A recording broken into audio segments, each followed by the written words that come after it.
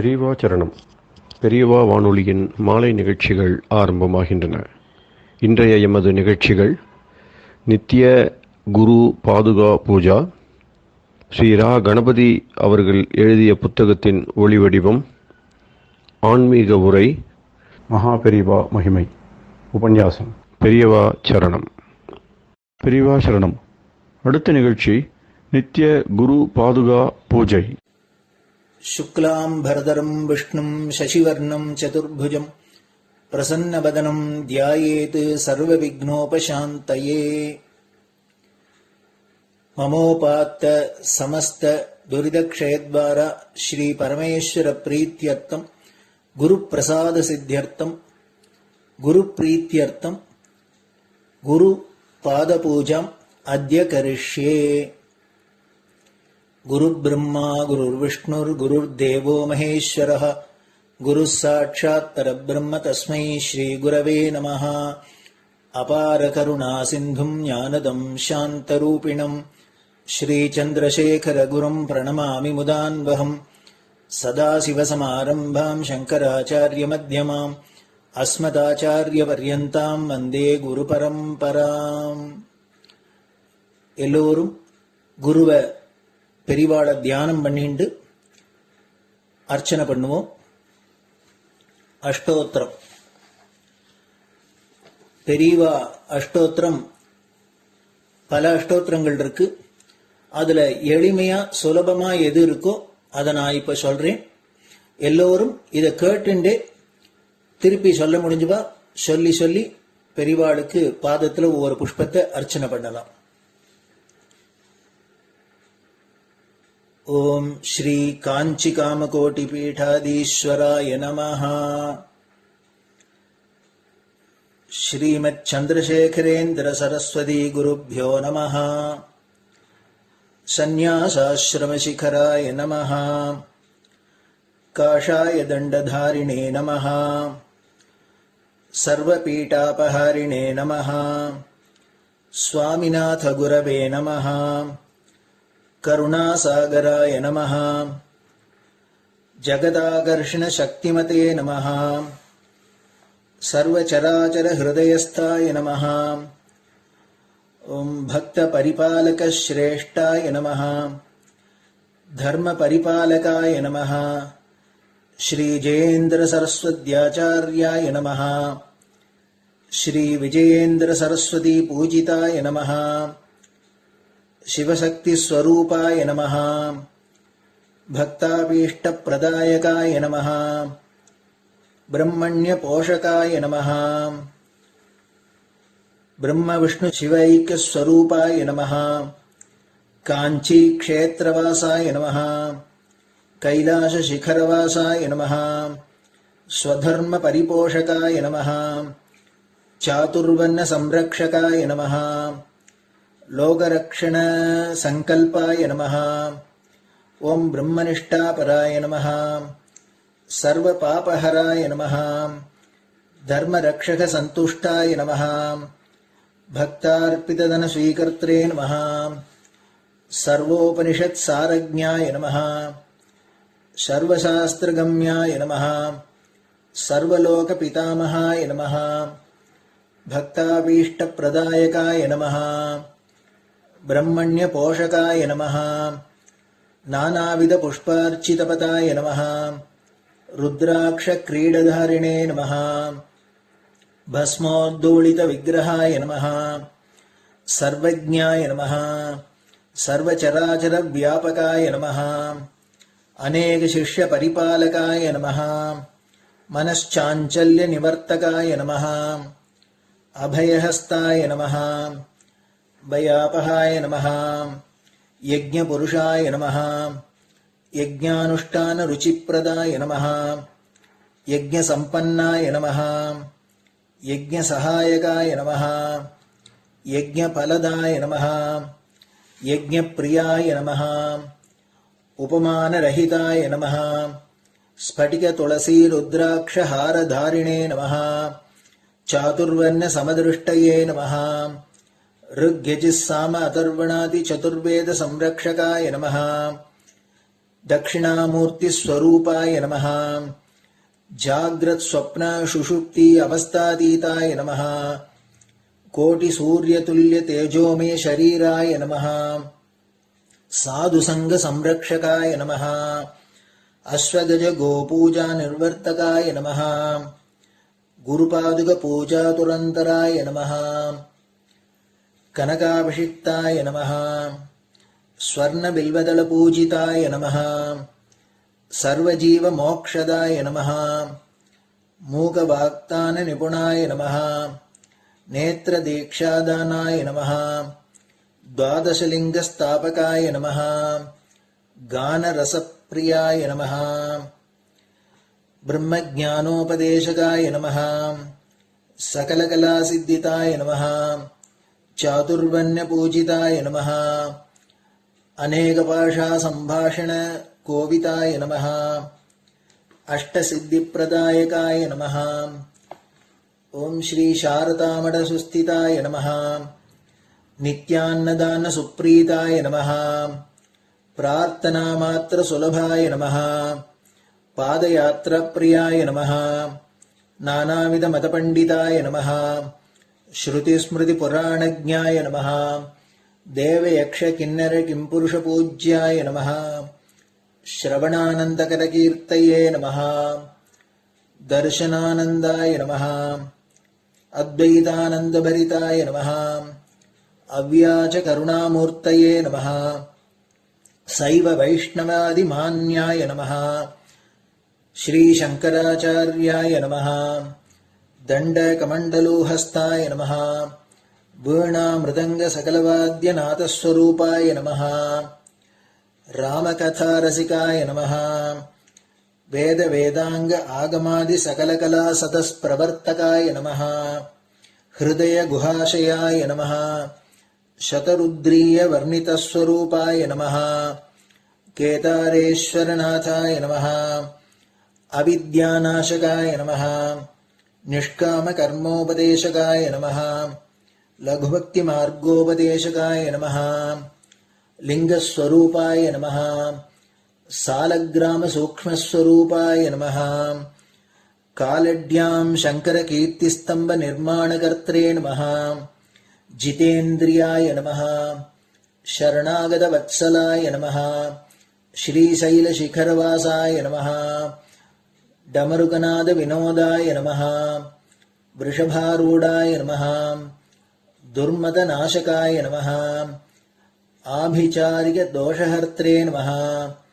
मिताहाराय नमः मृत्युविमोचकशक्त्याय नमः श्रीचक्रार्चनतत्पराय नमः दासानुग्रहकारकाय नमः अनुराधानक्षत्रजाताय नमः सर्वलोकख्यातशीलाय नमः वेङ्कटेश्वरचरणपद्मषट्पदाय नमः श्री महात्रिपुरसुन्दरी समेत श्री चन्द्रमौलीश्वर पूजाप्रियाय नमः श्रीमच्चन्द्रशेखरेन्द्र सरस्वती सद्गुरु परब्रह्मणे नमः गुरुभ्यो नमः परमगुरुभ्यो नमः परमेष्टिगुरुभ्यो नमः परात्परगुरुभ्यो नमः गुरुपरम्पराभ्यां नमः गुरुपादुकाभ्यां नमो नमः.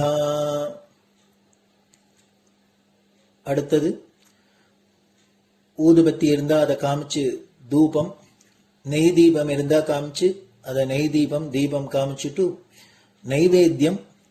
நைவேத்தியம் வெத்தலைப்பாக்கு பழம் இதுலேருந்து ஆரம்பிச்சு அவளுக்கு எது சௌரியமோ அதுபடி நைவேத்தியம் பண்ணலாம். அதுக்கு அடுத்தது கற்பூர ஹாரத்தி பண்ணி எல்லோரும் பிரதட்சிண நமஸ்காரம் பண்ணி பெரியவாள்கிட்ட பிரார்த்தனை பண்ணிண்டு எல்லோரும் க்ஷேமமா இருக்கணும், லோகம் பரம மங்களமா சௌக்கியமா இருக்கணும், எல்லோரும் வியாதி வெக்க இல்லாத ஆயுராரோக்கிய ஐஸ்வர்யத்தோட சாந்தம் அமைதியோட ஞான வைராக்கியத்தோட எல்லோரும் நல்லவர்களாயிருந்து நன்மையை அடையணும்னு பிரார்த்தனை பண்ணி இந்த பூஜையை தினம் செய்யலாம். குரு பிரம்மா குருர் விஷ்ணுர் குருர் தேவோ மகேஸ்வரः குரு சாட்சாத் பரபிரம்ம தஸ்மை ஸ்ரீ குரவே நமஹ.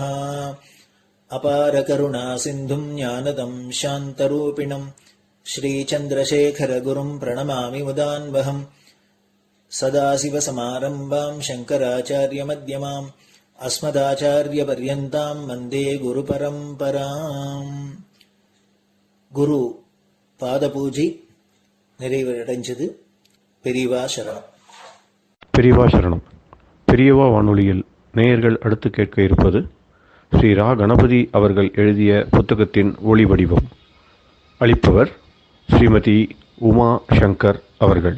தேனினும் இனிய சொல்லான் தீச்சுடர் மேனி கொண்டான் ஊனுயிர்க்குயிரதான ஒன்றினைக் கலந்து நின்றான் ஏனினிக் கவலை நெஞ்சே இன்றுனக் அருள் செய்தான் இஞ்ஞானவான் காமகோட்டி நாதனை நம்புவோமே. ஜெய ஜெய சங்கர ஹரஹர சங்கர. மகாபெரியவாளின் உபன்யாசங்களை ரா கணபதி அண்ணா தெய்வத்தின் குரல் என்ற பெயரில் 7 பாகங்களாக தொகுத்து நமக்கு அளித்ததின் முதல் பாகத்தின் அடுத்த பகுதி. தேவர்கள்.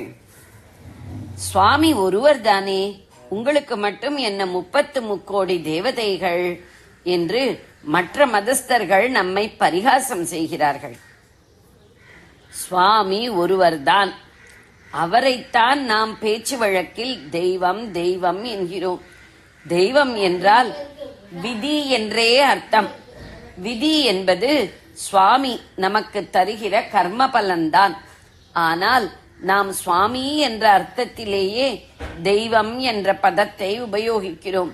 அதோடு அந்த தெய்வமும் தேவர்களும் ஒன்று என்று நினைத்துக் கொண்டு 33 கோடி தெய்வமாவது என்று நாமும் மற்ற மதஸ்தர்களோடு சேர்ந்து கொண்டு கேலியாக எண்ணுகிறோம். தெய்வம் சுவாமி வேறு, தேவர்கள் வேறு. சுவாமி ஒருவர்தான் என்பதே நமது மதம். அவரே 3 ரூபங்களை எடுத்துக்கொண்டு பிரம்மாவாக சிருஷ்டிக்கிறார், விஷ்ணுவாக பரிபாலிக்கிறார், ருத்ரனாக சம்ஹாரம் செய்கிறார். உண்மையில் இவர்களும் வேறு வேறு இல்லை. கோர்ட்டுக்கு போகும்போது தாசில்தார் சூட் போட்டுக் கொண்டிருக்கிறார். பூஜை செய்யும் போது அவரே பஞ்சகச்சம் கட்டிக் கொள்கிறார். பத்னி அகத்தில் இல்லாமல் அவரே சமைக்க நேர்ந்தால் அப்போது துண்டை மட்டும் இடுப்பில் சுற்றிக் கொள்கிறார். நாம் சாமானிய ஜீவர்கள். வேலைக்கு தக்கபடி உடுப்பை மட்டும் மாற்றிக்கொள்கிறோம். சர்வசக்தனான சுவாமி வேலைக்கு ஏற்ப ரூபத்தையும் மாற்றிக்கொள்வார். பார்க்க போனால் சரீரம் என்பதே ஆத்மாவுக்கு ஒரு உடுப்பு மாதிரிதான். கீதையில் பகவான் இப்படித்தான் சொல்லி இருக்கிறார். அல்பசக்தர்களான நமக்கு வெவ்வேறு காலத்தில் வெவ்வேறு வேஷங்கள் ஏற்படுகின்றன. சர்வசக்தரான சுவாமி ஒரே சமயத்தில் பல காரியங்களில் ஈடுபட்டு பல வேஷங்களையும் போடுவார். நாம் ஒரு சமயத்தில் ஒரு வேலைதான் செய்கிறோம். சுவாமி ஒரே சமயத்தில் சகல வேலையும் செய்வதால் எல்லா வேஷமும் போட்டுக் கொண்டிருக்கிறார். இவற்றை வெவ்வேறு தெய்வ வடிவங்களாக சொல்கிறோம். இந்த தெய்வ ரூபங்களில் மகாவிஷ்ணு, ஈஸ்வரன், அம்பாள், விக்னேஸ்வரர், சுப்பிரமணியர் போன்றவர்கள் ஒரு சமயத்தில் ஏதோ ஒரு மாதிரி காரியம் மட்டும் செய்தாலும் கூட அவர்களுக்கு உள்ளுக்குள் தாங்கள் முழுமுதல் சுவாமிதான் என்று தெரியும். அதனால் அவர்கள் பக்தர்களுக்கு மோட்ச பரியந்தம் எல்லா அனுகிரகங்களும் செய்வார்கள்.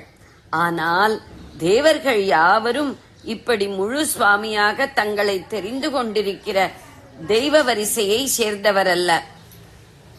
ஆனால் தேவர்கள் யாவரும் இப்படி முழு சுவாமியாக தங்களை தெரிந்து கொண்டிருக்கிற தெய்வ வரிசையை சேர்ந்தவரல்ல. அவர்கள் யார் என்று சொல்கிறேன். சுவாமி சிருஷ்டித்துள்ள எண்ணி முடியாத அண்டங்களில் இருக்கும் பிராணிகளுக்கெல்லாம் இருக்க இடம், உண்ண உணவு முதலியன வேண்டியிருக்கின்றன. ஆகாயம், காற்று, தீ, நீர், மண் இந்த பஞ்சபூதங்களை பலவிதங்களில் கலந்தே அவர் இத்தனை பிராணிகளுக்கும் வாழ்வுக்கான உபகரணங்களை தந்திருக்கிறார். 6 சுவைகளுக்குள் அடங்கும் சரக்குகளை வைத்துக்கொண்டு நாம் ஆயிரக்கணக்கான பட்சண தினசுகளை செய்வது மாதிரி 5 பூதங்களை பல விதங்களில் கலந்து எல்லா உயிர்களுக்கும் ஜீவனோபாயம் தருகிறார் சுவாமி. பஞ்சபூதங்களும் அவற்றின் தினுசான கலவை மிக்சர்களும் பிராணிகளுக்கு ஹிதமாக அமைந்து அவர்களை ரட்சிக்க வேண்டும். இவ்விதம் அவற்றை நமது வாழ்வுக்கு அனுகூலமாக்கி தரும் பொறுப்பை தேவர்கள் என்ற இனத்துக்கு சுவாமி அளித்திருக்கிறார். இப்போது மனுஷ இனம், பட்சி இனம், விலங்கினம், தாவர இனம் என்று சொல்கிறோம் அல்லவா? அது மாதிரி ஒரு ஜீவராசிதான் தேவர்கள். லௌகீகமாக பிராணிகளை ரட்சிக்கும் ராஜா அல்லது ராஜாங்கம் பல அதிகாரிகளை வைத்துக்கொண்டு ரட்சணம் தருவது போல் தேவர்கள் என்ற அதிகாரிகளை கொண்டு சர்வ லோகங்களையும் ஆண்டு ரட்சணம் செய்கிறார் சுவாமி. ஒரு ராஜா அல்லது ராஜாங்கம் பஞ்சபூதங்களில் தனக்குரிய பூமி, கடல் பிரதேசம், வானவெளி இவற்றை காப்பாற்ற தரைப்படை, கப்பற்படை, விமானப்படை இவற்றை வைத்திருப்பது போல் ஈஸ்வரனும் பஞ்சபூதங்களை காப்பாற்ற தேவர்களின் சைன்யத்தை வைத்திருக்கிறார். நமது ராஜாங்கத்தில் சைன்யத்தை தவிர நீர்ப்பாசனம், மராமத்து, போக்குவரத்து இவற்றுக்கெல்லாம் அதிகாரிகள் இருப்பது போல் ஈஸ்வர சாம்ராஜ்யத்திலும் ஜனங்களுக்கு பஞ்சபூதங்களை அனுகூலமாக்கி தருவதற்காக பலவிதமான தேவர்கள் அதிகாரம் வகிக்கிறார்கள். நம் உலகில் ஜல சப்ளை விஷயத்தை கவனித்து வெள்ளம் வந்தால் வெட்டிவிடவும் வறட்சி பாதிக்காமல் அணை கட்டவும் இன்ஜினியர்கள் இருக்கிறார்கள் அல்லவா? ஆனால் ஜலத்தை இவர்களே சிருஷ்டிக்க முடியாது. சுவாமி தான் சிருஷ்டிக்கிற ஜலத்தை லோகங்களில் பங்கீடு செய்ய இன்ஜினியர்களுக்கெல்லாம் இன்ஜினியராக வருணனை வைத்திருக்கிறார். இதே மாதிரி நெருப்பை கவனித்து அதை மக்களுக்கு அனுகூலமாக்குபவன் அக்னி, காற்றை பிராணிகளுக்கு அனுகூலமாக்கி தருபவன் வாயு. இப்படி பல தேவர்கள், அவர்களுக்கெல்லாம் அதிபதி இந்திரன். உயிரினங்களில் பல வகைகளை நாம் நேருக்கு நேர் கண்ணால் பார்க்கிறோம். நாம் மனித இனம், இன்னும் விலங்கினம், புள்ளினம், தாவர இனம் என்று பலவற்றை பார்க்கிறோம். சிருஷ்டியில் கீழே போக போக கிரியாசக்தி அதிகம். யானை, சிங்கம் போன்ற பலம் மனிதனுக்கு இல்லை. ஒரு குருவியைப் போலவோ தேனீயைப் போலவோ கூடு கட்ட இவனுக்கு தெரியவில்லை. ஆயினும் அவற்றை விட மனிதனுக்கு ஞான சக்தி அதிகம். கிரியாசக்தி, ஞான சக்தி இரண்டுமே மிக அதிகமாக படைத்த உயிரினத்துக்கு தேவர்கள் என்று பெயர். மனிதர்களுக்குள்ளேயே நீக்ரோ இனம், மங்கோல் இனம் என்றெல்லாம் இருப்பது போல் தேவர்களுக்குள்ளும் கிண்ணரர், கிம்புருஷர், யட்சர், சித்தர், சாரணர், சாத்தியர், கந்தர்வர் என்று பல வகைகள் உண்டு. தேவர்களை ஊனக்கண்ணால் பார்க்க முடியவில்லை. அதனால் இல்லை என்று சொல்லிவிடக்கூடாது. காற்று கண்ணுக்கு தெரியாதது போல் அவர்கள் தெரியாமல் இருக்கிறார்கள். ஆனால் விசிறிக்கொண்டால் காற்றை நாம் அனுபவிப்பது போல் கர்மானுஷ்டங்களை செய்தால் தேவர்களின் அனுகிரகத்தை அனுபவத்தில் நிச்சயமாக பெறலாம். நாம் கர்மானுஷ்டானம் செய்வதற்கும் தேவர்களுக்கும் என்ன சம்பந்தம் என்று கேட்பீர்கள். சொல்கிறேன். ராஜாங்கம் நியமித்துள்ள அதிகாரிகளுக்கு ராஜாங்கம் சம்பளம் தருகிறது. ஆனால் சம்பளம் தருவதற்கு ராஜாங்கம் எங்கிருந்து பணம் பெற்றது? பிரஜைகளிடமிருந்துதான் வரியாக பெறுகிறது. அப்படியே சுவாமி நம்முடைய கர்மானுஷ்டங்களிலிருந்தே தேவர்களுக்கு வேண்டிய ஆகாரத்தை பிரித்து தருகிறார்.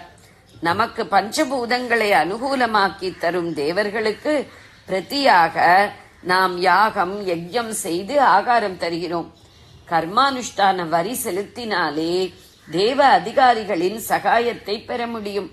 பலவிதமான உயிரினங்களில் புழுவுக்கும் மனிதனுக்கும் இடையில் எத்தனை வித்தியாசம் இருக்கிறது. மனிதனுடைய பழக்கங்களை புழு புரிந்து கொள்ள முடியுமா? அப்படியே தேவர்களின் வழிமுறைகளை நாம் புரிந்து கொள்ள முடியாது. தேவ வகையை சேர்ந்தவர்களுக்கு நம்மை போல் மூப்பு மரணம் இவை இல்லை.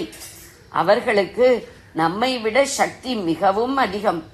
இருந்தாலும் அவர்கள் நம்மிடமிருந்தே ஆகூதி பெறுமாறு பகவான் வைத்திருக்கிறார். உயிரினத்தின் உச்ச நிலையில் உள்ள இந்த தேவர்களுக்கு 3 ரூபங்கள் உண்டு. தேவலோகத்தில் ஒவ்வொரு தேவதையும் திவ்ய சரீரத்துடன் இருப்பதை ஆதி தெய்வீக ரூபம் என்பார்கள். மனிதர்கள் தபசினால் பெரிய சக்தி பெற்றுவிட்டால் இந்த தேவரூபங்களை பார்த்து பேச முடியும். தேவர்கள் தேவலோகத்தில் ரூபத்துடன் இருப்பது மட்டுமல்ல, நம் பூலோகத்திலேயே பஞ்சபூதங்களில் கரைந்தும் அரூபமாக இருப்பார்கள். இதற்கு ஆதி பௌத்திக ரூபம் என்று பெயர். எல்லா ஜலத்திலும் வருணனின் ஆதி பௌத்திக ரூபம் கரைந்திருக்கிறது. எனவே எங்கே நாம் ஜலத்தை அசுத்தம் செய்தாலும் அவனுக்கு தெரிந்துவிடும். நம் ராஜாங்க அதிகாரிகளுக்கும் ஈஸ்வரனின் அதிகாரிகளான தேவர்களுக்கும் இது பெரிய வித்தியாசம். நாம் பெட்டிஷன் கொடுத்தால்தான் ராஜாங்க அதிகாரிகளுக்கு குற்றம் தெரியும். ஆனால் எந்த இடத்தில் எந்த பாபம் செய்யப்பட்டாலும் அது ஆங்காங்கு கரைந்திருக்கிற குறிப்பிட்ட தேவதைக்கு உடனே தெரிந்துவிடும். நம் உடம்பிலேயே ஒருவர் கிள்ளினால் இன்னொருவன் பெட்டிஷன் கொடுத்தா அது நமக்கு தெரிய வேண்டும். அதுபோல நிலம் முழுவதற்கும் ஒரு தேவதை, நீர் முழுவதற்கும் ஒரு தேவதை, இப்படியே நெருப்பு காற்று ஒவ்வொன்றுக்கும் ஒன்று. இவற்றில் எதற்கு எங்கே நாம் அபச்சாரம் இழைத்தாலும் அந்தந்த தேவதைக்கு அது தெரிந்துவிடும் என்று சொன்னால் இதெல்லாம் ஜடவஸ்துக்களாகத்தானே தெரிகின்றன. இவற்றுக்கு எங்கே உயிர் இருக்கிறது? சாஸ்திரம் வெறும் புரளிதான் பண்ணுகிறது என்று தோன்றலாம். கொஞ்சம் யோசித்து பார்க்கலாம். நம் சரீரம் இருக்கிறது, இதற்குள்ளேயே பாக்டீரியாக்கள், நாக்குப்பூச்சி மாதிரி சில கிருமிகள், புழுக்கள் உண்டாகி நம் மாமிசத்தை தின்றே ஜீவிக்கின்றன. இவை எங்கே ஹிம்சை செய்தாலும் நமக்கு தெரிந்து விடுகிறது. ஆனால் இப்படி நமக்கு தெரியும் என்று அந்த கிருமிக்கு தெரியும் என்று எப்படி சொல்ல முடியும்? நாம் நிலத்தையும் நீரையும் பற்றி நினைக்கிற மாதிரி அது அதன் அளவில் ஒரு உலகம் மாதிரி பெரிசாக இருக்கிற நம் சரீரத்தையும் சமுத்திரம் மாதிரி இருக்கிற நம் ரத்தத்தையும் வெறும் ஜடவஸ்துக்கள் என்றும் இவற்றுக்குள் ஒரு உயிர் இருக்கிறது என்றும் தெரிந்து கொள்ளாமலே இருக்கலாம். இப்படித்தான் நாம் பூதேவி உண்டா, வருணன் என்கிற சமுத்திரராஜா உண்டா என்று கேட்பதும். நம் சரீரத்தில் எங்கே ஒரு கிருமி கெடுதல் செய்தாலும் நாம் மருந்து சாப்பிட்டு அதை ஒழித்து விடுகிறோம். நாம் பஞ்சபூதம், விருட்சம், பர்வதம் என்று எதற்கு கெடுதல் பண்ணினாலும் அதற்குரிய தேவதைகள் நம்மை தங்களுடைய சொந்த சக்தியாலேயே தண்டிப்பார்கள். சர்வேஸ்வரன் அவர்களுக்கு அப்படிப்பட்ட சக்தி தந்திருக்கிறான். உடனே ஸ்தூலமாக வந்து தண்டிக்காமல் பிற்பாடு எப்போதோ தண்டிப்பதால் நமக்கு இது தெரியவில்லை. ஆத்தியாத்மிகம் என்றும் தேவர்களுக்கு 3வதாக ஒரு ரூபம் உண்டு.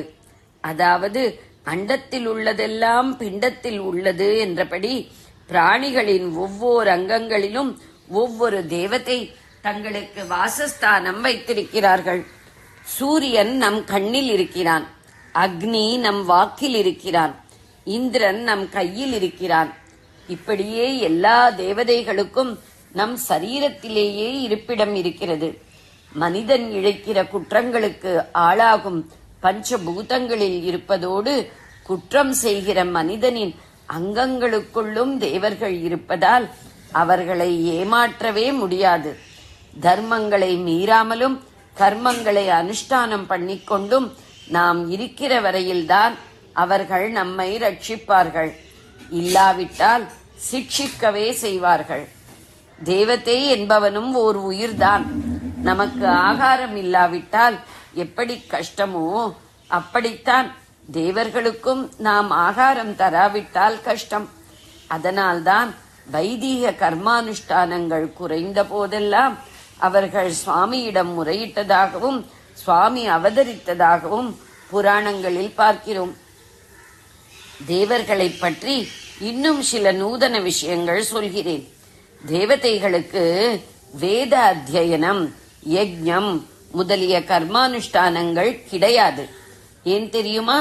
நாம் தேவதைகளை குறித்து வேத சூக்தங்களை ஓதுகிறோம், யாகங்கள் செய்கிறோம். தேவதைகள் யாரை குறித்து இவற்றை செய்வார்கள்? நாம் இந்திரனையும் சூரியனையும் உபாசிப்பது போல் இந்திரனும் சூரியனும் தங்களையே உபாசித்துக் கொள்ள முடியாதல்லவா? அதனால்தான் அவர்களுக்கு வைதிக கர்மாவில் அதிகாரம் இல்லை. வேதத்தை நம் போல் அத்தியனம் செய்யாவிட்டாலும் அவர்களுக்கு வேதம் தானாகவே தெரியும். அதனால்தான் நம் வேத மந்திரத்தை சொன்னால் அனுக்கிரகம் செய்ய வந்து விடுகிறார்கள். மீன் குஞ்சுக்கு பிறவியிலேயே நீந்தும் சக்தி இருப்பது போல் தேவர்களுக்கு பிறவியிலேயே வேத ஞானம் உண்டு. இதனால் அவர்களுக்கு ஸ்வயம் பிரதிபாதித்த வேதர்கள் என்று ஒரு பெயருண்டு. தேவர்களும் ஆத்ம விசாரம் செய்து அத்வைத ஞானத்தை அடைந்து பிரம்மத்துடன் ஐக்கியமாகலாம். கர்மமும் உபாசனையும் இல்லாவிட்டாலும் அவர்களுக்கும் ஞான மார்க்கத்தில் ஈடுபடுவதற்கு அதிகாரம் உண்டு என்கிறார் ஸ்ரீ ஆதிசங்கரர். சுவாமி என்கிற பரமேஸ்வரன் இல்லாத இடம் இல்லை. நமக்குள் இருக்கும் பரமேஸ்வரன் தேவர்களுக்குள்ளும் இருக்கிறான். ஆனால் நமக்குள் ஈஸ்வரன் இருப்பதை நாம் உணராதது போலவேதான் தேவர்களிலும் பெரும்பாலோர் இருக்கிறார்கள். நம்முடைய அதிகாரிகளில் பெரும்பாலோருக்கு ராஜாவை அல்லது ராஷ்டிரபதியை நேரில் தெரியாதல்லவா? இப்படியேதான் தேவர்களிலும் பலருக்கு பரமேஸ்வரனை பற்றி தெரியாது. ஆத்ம விசாரம் செய்தால் நமக்கு ஈஸ்வரனே நம்மில் நாமாக இருப்பது தெரியும். அதற்கு பிறகு தேவர்களால் நமக்கு ஆக வேண்டியது எதுவும் இல்லை. அப்போது எல்லா காரியமும் நம்மை விட்டுவிடும். ஆனால் அதுவரை தேவர்களை உத்தேசித்த கர்மங்களை நாம் செய்யத்தான் வேண்டும். நம் பூர்வ கர்மா தீர்ந்து சித்த சுத்தி உண்டாவதற்கே தேவதைகளை உத்தேசித்த வேத கர்மாக்களை நாம் செய்தாக வேண்டும். ஜெய ஜெயசங்கர, ஹரஹர சங்கர. பெரியவா சரணம். இந்நிகழ்ச்சியின் அடுத்த பகுதி நாளை மாலை இதே நேரத்தில் ஒளிபரப்பாகும். பெரியவா சரணம். பெரியவா சரணம். பெரியவா வானொலியில் நேயர்கள் அடுத்து கேட்க இருப்பது திரு கவிக்கண்ணன் அவர்களின் ஆன்மீக உரை. பெரியவா சரணம். ராம் ராம். ஸ்ரீ குருப்யோ நமஹ. ஜெய ஜெய சங்கர, ஹர ஹர சங்கர. பெரியவா வானொலி நேயர்கள் அனைவருக்கும், மகா பெரியவாவுடைய பக்தர்கள் அனைவருக்கும் அடியேன் கவிக்கண்ணனின் அன்பு கலந்த நல்வாழ்த்துக்கள். ஜெய ஜெய சங்கர, ஹர ஹர சங்கர. ஸ்ரீ குருப்யோ நமஹ. 31வது பாடல் அபிராமந்தாதியில நான் மூவாசையும் ஒழித்து விட்டேன் அப்படின்ற மாதிரி முடிச்சார். அதை முடிக்கும்போது, இனிமே உன்னை வழிபடுற எனக்கு பிறவியே கிடையாது, இனிமே தாய் வயிற்றுல பிறக்கக்கூடிய அவசியம் இந்த உலகத்தில் ஏற்படாது, நான் உன்னுடைய திருவடிகளையே சரண் அடைந்ததுனால எனக்கு முக்தியே கிடைச்சிடுத்து, நீ என்னைக்கே என்னை ஆண்டு கொண்டு விட்டாய் அப்படின்றத ரொம்ப உறுதியாக சொன்னார் அப்படின்னு பார்த்தோம்.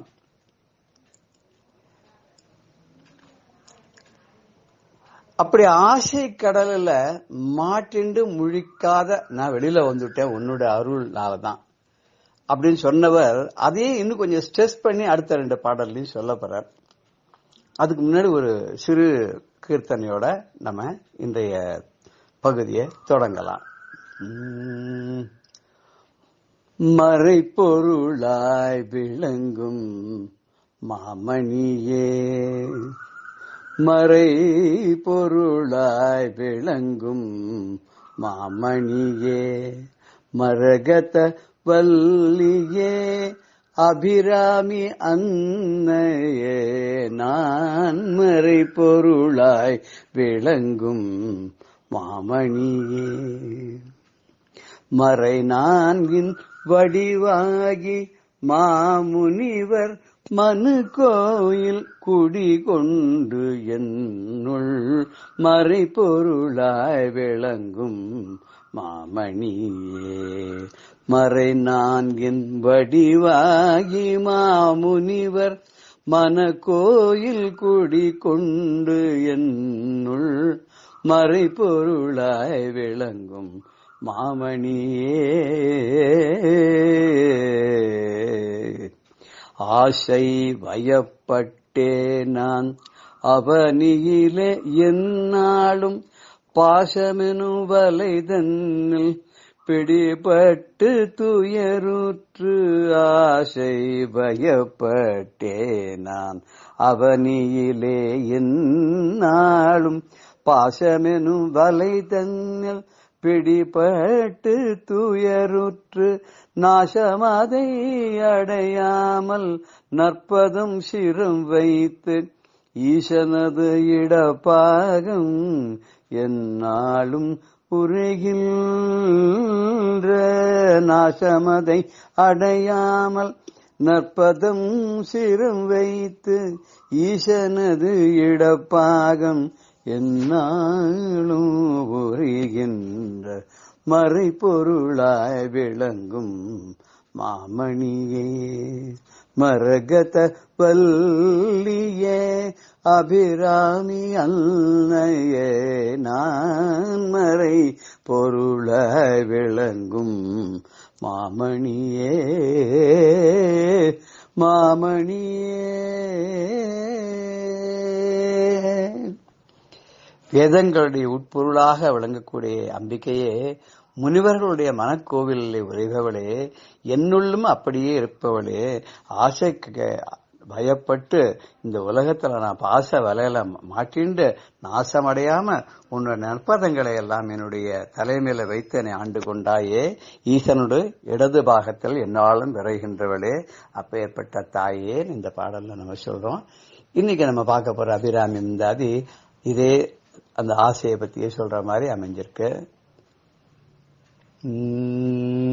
ஆசை கடலில் அகப்பட்டு அருளற்ற அந்தகம் கை பாசத்தில் அல்லல் பட இருந்தேனை நின் பாதமெனும் வாசக்கமலம் தலைமேல் வலிய வைத்து ஆண்டு கொண்ட நேசத்தை என் சொல்வேன் ஈஸ்வர் பாகத்து நேரிழையேன். இழைக்கும் வினை வழியே அடும் காலம் எனை நடுங்க அழைக்கும் பொழுது வந்து அஞ்சலில் வாய் அத்தர் சித்தமெல்லாம் குழைக்கும் களவக் குவிமுலை யாமலை கோமளமே உழைக்கும் பொழுதுன்னையே அன்னையே என்பன் ஓடி வந்தே உழைக்கும் பொழுது உன்னையே அன்னையே என்பன் ஓடி வந்தே.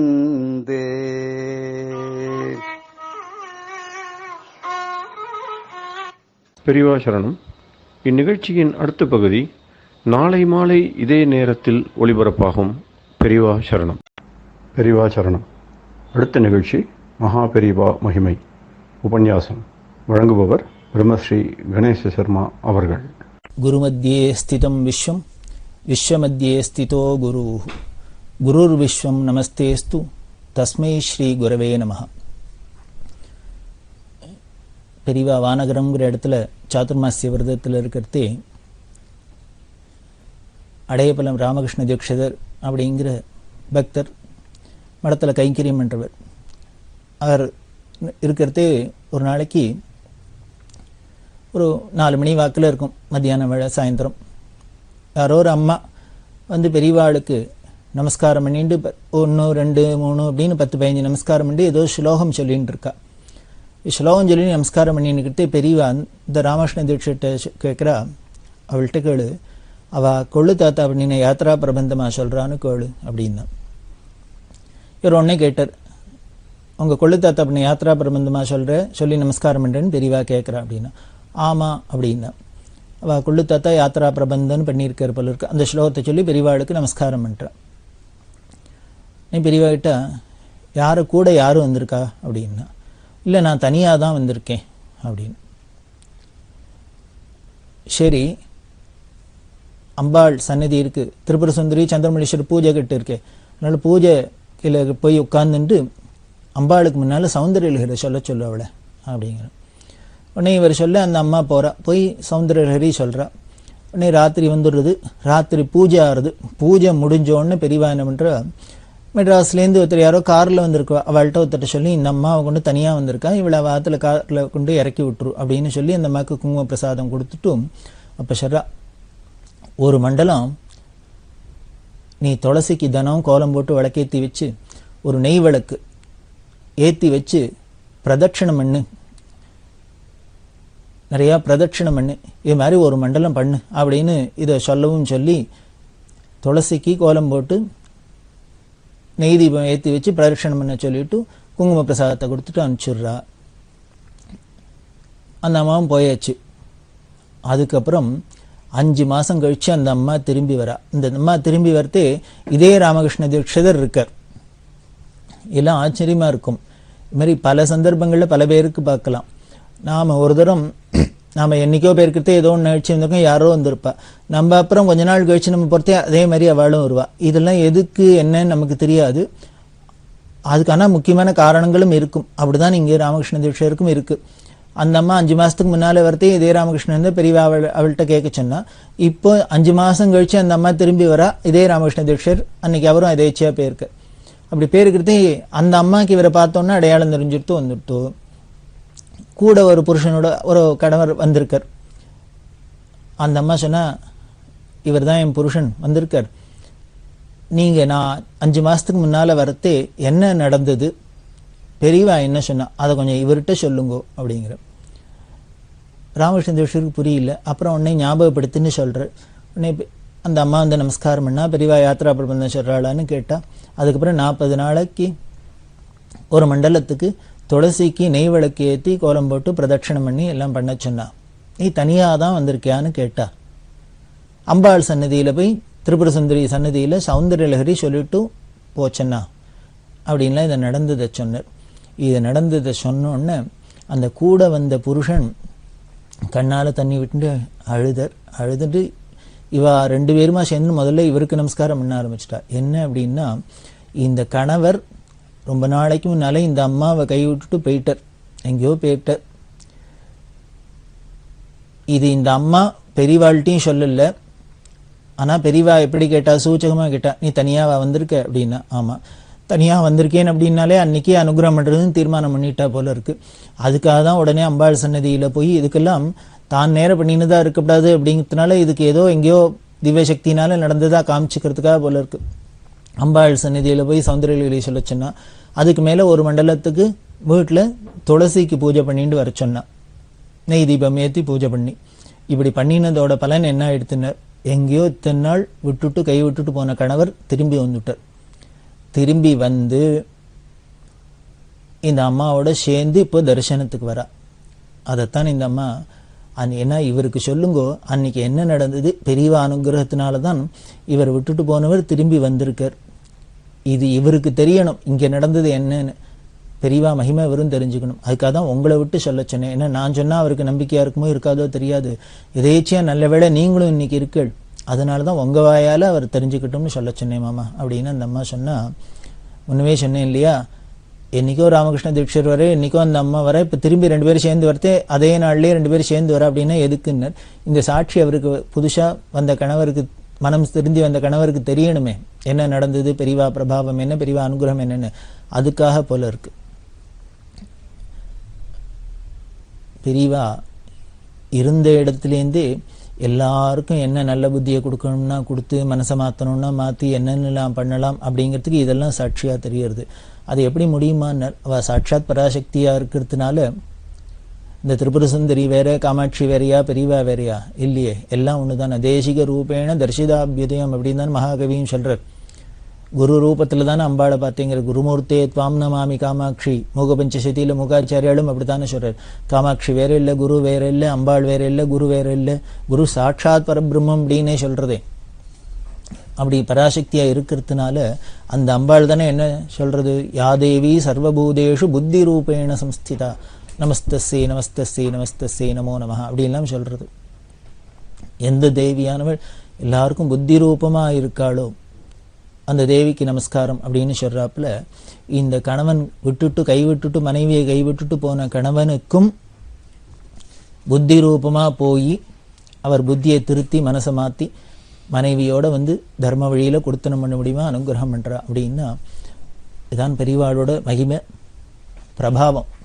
அவ ஒரு காரியம் பண்ணணும் அப்படின்னா இதுக்கு இனிமே அவ ஏந்துன்னு வரணும், இனிமே இதுக்கு ஒரு சாமான் வேணும், அது வேணும், இது வேணும், ஒன்றும் கிடையாது. சங்கல்ப மாத்திரம், இருந்த இடத்துல நின்ன மாத்திரம். இப்போ இந்த நிகழ்ச்சியில பாருங்க, இந்த அம்மாவோட நல்ல காலம் வானகரத்துல பெரியவாளை அன்னைக்கு தரிசனம் பண்றா. தரிசனம் பண்றதுக்கு வந்ததே அவளுக்கு நல்ல காலம் பிறந்துடுத்து. அதனால்தான் பெரியவா உடனே பார்த்துட்டு அத்தனை பேருக்கு நடுப்புற யாத்ரா பிரபந்தம் சொல்லி நமஸ்காரம் பண்றாளா, கேளுலாம் சொல்லிட்டு உடனே அம்பாள் சந்நிதிக்கு போ, சௌந்தர்ய பாராயணம் பண்ணு, துளசி பூஜை பண்ணு, இதெல்லாம் சொல்லுவானே. அப்படின்னாலே அந்த க்ஷணமே அவளோட பிராரப்த முழுக்களும் கழிஞ்சு போயிடுத்து, பழவினை அத்தனையும் போயிடுத்து, அவளுக்கு அனுகிரகம் நல்ல காலம் பிறந்துடுத்து அப்படின்னு அர்த்தம். எப்பொழுதும் எங்களுக்கு அந்த குரு பக்தி நிலைச்சு இருக்கட்டும், எப்பொழுதும் எங்களுக்கு தரிசனம் கிடைக்கட்டும், அடிக்கடி தரிசனம் கிடைக்கட்டும், அடிக்கடி எங்களுக்கு கைங்கரியம் பண்றாப்புல பாக்கியம் கிடைக்கட்டும் அப்படின்னு தான் பிரார்த்தனை பண்ணலாம் பெரியவாள்கிட்ட. அப்படிதான் இந்த வானகரத்தில் இருக்கிறது இதை மாதிரி ஒரு அதிசய நிகழ்ச்சி. இப்படி இருக்கிற பெரியவா யாத்திரையை தொடர்ந்து வரா. அந்த வானகரத்தை முடிச்சுட்டு நசரத் பேட்டை அப்படின்னு இருக்கு பூந்தமல்லிக்கு பக்கத்துல. அந்த நசரத் பேட்டையில என்ன பண்ணினா ஒரு பெரிய சமஸ்கிருத கல்வி கழகத்தை திறந்து வச்சா. அது 1960ஆம் வருஷம் பிப்ரவரி மாதம் சமஸ்கிருத எஜுகேஷன் சொசைட்டி அதை அங்கே சமஸ்கிருத அபிவிருத்திக்காக அங்கே நசரத் பேட்டையில் திறந்து வச்சா. எதனால நசரத் பேட்டையில் அப்படின்னா, தமிழகத்தில் முதலமைச்சராக இருந்தார் பக்தவத்சலம் அப்படின்னு. அந்த பக்தவத்சலம் பரமபக்தர், பெரியவாள்கிட்ட அப்படி ஒரு பக்தி.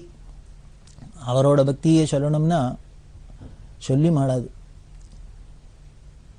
பெரியவா இங்கே மயிலாப்பூரில் இருக்கிறது அப்பப்போ தரிசனத்துக்குலாம் வர, பல நாள்லாம் அப்பப்போ எங்கே முடிஞ்சதோ தரிசனத்துக்கு வந்திருக்கு. அப்படி ஒரு தரம் வரத்து யாரோ மர உரி கொண்டு கொடுத்துருந்தா. இந்த மர உரி அப்படின்னு ரிஷிகள்லாம் கட்டின பேர் ராமர் மர உரி தரிச்சுன்னு தான் காட்டுக்கு போனார் அப்படின்லாம் சொல்ல முடியும். ரிஷிகளுக்கு அந்த வஸ்திரம்ங்கிறது ஒரு மர உரி, அதாவது மரத்தோட அந்த பட்டை, பெரிய சில மரங்கள்லாம் இருக்குது அதுக்குன்னு ஸ்பெஷலாக. பெரிய மரங்களோட அந்த பட்டையை என்ன பண்ணுவா, இந்த மேல் தோலி இருக்கு இந்த பட்டை, அதை உரிச்சு எடுப்பா. உரிச்சு எடுத்துட்டு அது எடுத்தாலே இப்படி லேயர் மாதிரி அழகாக வரும். அதுக்கப்புறம் அதை பதம்லாம் பண்ணி அதுக்கு ப்ராசஸ்லாம் இருக்குது. பண்ணினா ஜம்முன்னு மெதுன்னு ரஜாய் மாதிரி அழகாக பிரமாதமாக இருக்கும். அதை வஸ்திரமாக கட்டிக்கிறது. மடி இதை துவைக்க வேண்டாம், நினைக்க வேண்டாம், இதெல்லாம் அவ்வளோ மடிக்காக இருக்கிறதுனால இந்த மர உரி அப்படிங்கிறது ரிஷிகள்லாம் கட்டினதை நம்ம பார்க்குறோம். இந்த காலத்துலேயும் 20ஆம் நூற்றாண்டுலையும் இப்படி மர உரியெல்லாம் கட்டின்னு யாரையானு பார்க்கலாம் அப்படின்னா அது பெரியவாளை தான் பார்க்கலாம். அப்படி பெரியவா என்ன பண்ணா, அந்த மர உரி யாரோ கொண்டு கொடுத்துருக்கா, அதை சுத்தின்னு நிற்கிறா பெரியவா. இந்த சமயத்தில் முதலமைச்சர் பக்தவத்சலம் வந்தா ஒரு சீஃப் மினிஸ்டர் வர அப்படின்னா அவளுக்கு அந்த பதவிக்கு உண்டான ஒரு மரியாதை அந்தஸ்தெல்லாம் இருக்கும் இல்லையோ.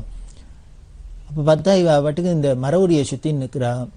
முதலமைச்சர் நமஸ்காரம் பண்ணோன்னு பெரியவா அவர் தப்பா நினச்சிக்க கூடாது அப்படின்னு சமாளிக்கிறாப்ப தமாஷ்க்கு சொன்னா, இவ்வாறு நான் அப்படிதான் காட்டு முறாண்டி எத்த வேணா சுத்தின்னு நிற்பேன், அதனால நீ ஒன்றும் கண்டுக்காத அப்படின்னா.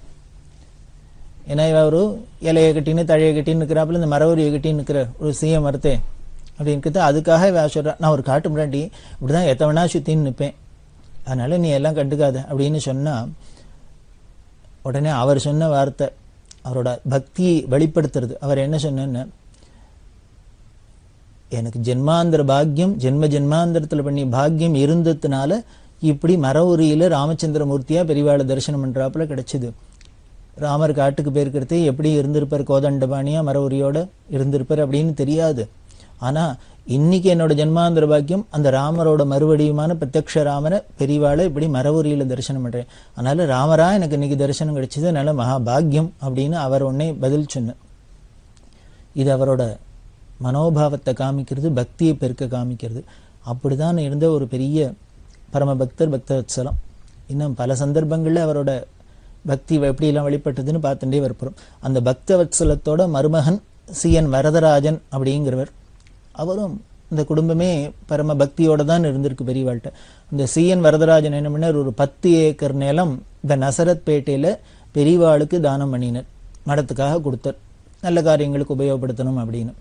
அதனால இந்த நசரத் பேட்டையில CN வரதராஜன் அவர்கள் 10 ஏக்கர் நிலம் கொடுத்ததுனால அதை சமஸ்கிருத அபிவிருத்திக்காக அதை அங்க ஒரு கல்வி சாலை அமைக்கணும் அப்படின்ட்டு தான் பெரியவா அந்த 1960ஆம் வருஷம் அந்த நசரத் பேட்டையில சமஸ்கிருத கல்வி கழகத்தை துவக்கி வச்சா.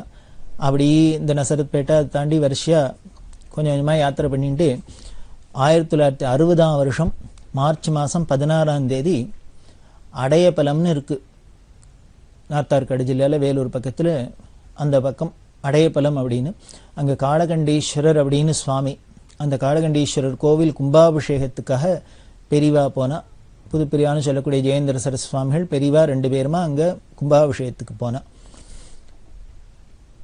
இந்த அடையப்பலம் கோவில்ல என்ன ஒரு பெரிய விசேஷம் அப்படின்னா,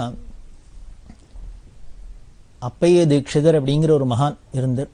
இந்த அப்பைய தீட்சிதர்ங்கிறவர் பெரிய மகான், மகாவித்வான். 104 கிரந்தங்கள் எழுதியிருக்கார். அப்படி 104 கிரந்தங்கள்லாம் எழுதின அந்த தீட்சிதருக்கு சின்ன பொம்மன் அப்படிங்கிற ராஜா கனகாபிஷேகம் பண்ணினான். அந்த கனகாபிஷேகம் பண்ணின அந்த பவுனை என்ன பண்ணார், தீட்சிதர் அடையப்பலம் தீட்சிதர் அப்பைய தீட்சிதர் தான் துளி கூட அதை சொந்த உபயோகத்துக்கு எடுத்துக்காத தன்னோட சொந்த ஊரான அடையப்பலத்துல ஒரு பெருமாள் கோவில், சிவன் கோவில் 2ம் கட்டினார். அப்படி கட்டப்பட்டு தான் இந்த கோவில். மகானான அப்பைய தீட்சத்தினால அவர் ஊர்ல அடையப்பலத்துல கட்டப்பட்டு தான் இந்த சிவன் கோவில், பெருமாள் கோவில்.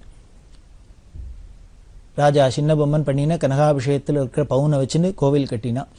அந்த கோவில் ரொம்ப சீதளமாக இருந்தது. அப்பப்போ அதை ரெனோவேட் பண்ணி புனருத்தாரணம் பண்ணி கும்பாபிஷேகம் பண்ணுமே, அப்படி பண்ணணும் அப்படிங்கிறது 1958ஆம் வருஷம் வாக்கில் அந்த ஊரை சேர்ந்து இந்த ராமகிருஷ்ண தீட்சிதர் அப்படின்னு சொன்னேன்.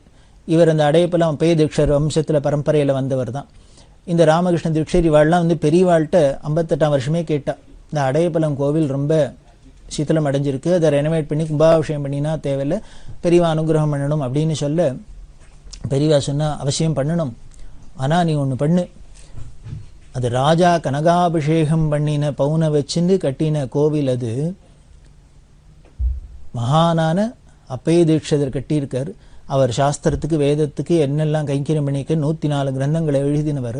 அதனால இப்படி சாஸ்திர அஸ்திவாரத்தில் அடிப்படையில் எழுப்பின அந்த கோவிலுக்கு வெளியில போய் யாச்சகம் பண்ணி நீ அதை கலெக்ட் பண்ணி கும்பாபிஷேகம் பண்ணக்கூடாது. நீ ஒன்று பண்ணு, கோயம்புத்தூர் ஜில்லால கே வில்லேஜஸ் அப்படின்னு இருக்கு. அந்த கே வில்லேஜஸ் அப்படின்னு ஒரு 4-5 ஊர் இருக்கு, குளஞ்சிவாடி இது மாதிரி எல்லாம் சொல்லுவா. அந்த ஊர்லாம் போய் அப்பைய தீட்சையோட இந்த 104 கிரந்தங்கள்லேருந்து இதான கிரந்தங்கள்லாம் எடுத்துன்னு உபன்யாசம் பண்ணு. உபன்யாசம் பண்ணினா அந்த உபன்யாசம் பண்றதுக்கு யாரானே ஏதான சம்பாவனை பண்ணுவாளோ இல்லையோ, அந்த சம்பாவனையெல்லாம் கொண்டு வந்து அப்படியே ஈஸ்வரார்ப்பணமா இந்த கோவில் ரெனோவேஷன் கும்பாபிஷேகத்துக்காக அர்ப்பணம் பண்ணு. இதுக்கப்புறம் இந்த விஷயம் தெரிஞ்சு யாரெல்லாம் வந்து கொடுக்குறாளோ அதெல்லாம் வச்சுன்னு நீ இந்த கும்பாபிஷேகத்தை சிறப்பாக பண்ணலாம். நீனாவே அவளாவே கொண்டு வந்து கொடுத்து தான் வாங்கிக்கணுமே, நீ போய் கேட்கக்கூடாது, யாச்சகம் பண்ணக்கூடாது அப்படின்லாம் உத்தரவு பண்ணி இந்த 58ஆம் வருஷம் இவர் பேருந்தர் இந்த கே வில்லேஜஸில் கோயம்புத்தூர் ஜில்லாவில் போய் உபன்யாசம்லாம் பண்ணி அதுக்கு வந்த திரவியங்கள்லாம் எடுத்துன்னு பெரியவாள்கிட்ட வர வந்து பெரியவா ஈஸ்வரார்ப்பணம் பண்ணுற. இப்போ பெரியவா கேட்குறா, போன விஷயம் என்னாச்சு, சுக்லபக்ஷமா கிருஷ்ணபக்ஷமா அப்படின்னு சங்கேதமாக கேட்குறா. அதாவது கிருஷ்ணபக்ஷன்னா தேஞ்சு போகிறது, சுக்லபக்ஷனா வளர்றது. இப்படி கோவில் கும்பாபிஷேகத்துக்காக கலெக்ஷனுக்காக போனையே உபன்யாசம் பண்ணி கலெக்ட் பண்ணிட்டு வரணும்னு போன காரியத்தில் ஏதான தேரித்தா வந்துதா இல்லை பேடுத்தா அப்படிங்கிறதுக்கான என்ன சுக்லபக்ஷமா கிருஷ்ணபக்ஷமா அப்படின்னு கேட்டால் உடனே இந்த ராமகிருஷ்ண தீட்சை என்ன பதில் சொன்னார் பெரியவாள்கிட்ட அப்படின்னா, அவர் சொல்லுவார், என்ன நம்ம ஏதான பதிலான்னு சொல்லிட முடியுமா என்ன, அந்தர்யாமியாக இருந்து பெரியவா சொல்ல வைக்கிறதுனால ஸ்புரிக்கிறதுனால நம்மள அறியாத நமக்கும் அவள் சந்நிதியில் போனால் எப்படி அம்பாள் சந்நிதியில் அம்பாள் கிருப்பையினால ஒரு ஊமையே கவியாயிடுறதோ பேசுறவாளுக்கு இனிமே பேச்சு என்ன பேசுறது கேட்பானே.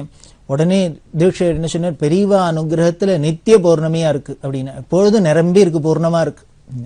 நீ பெரியவா பேஷ் பேஷ் அப்படின்னு அதை ரொம்ப ரசிச்சுட்டு அந்த வந்த திரவியத்தை அப்படியே ஈஸ்வரார்ப்பணமா கோவில் கும்பாபிஷேகத்துக்கு வச்சுக்கோ. இதுக்கப்புறம் இனிமேல் இந்த விஷயம் தெரிஞ்சு விஷயத்தை எல்லாத்தையும் சொல்லு, யாரெல்லாம்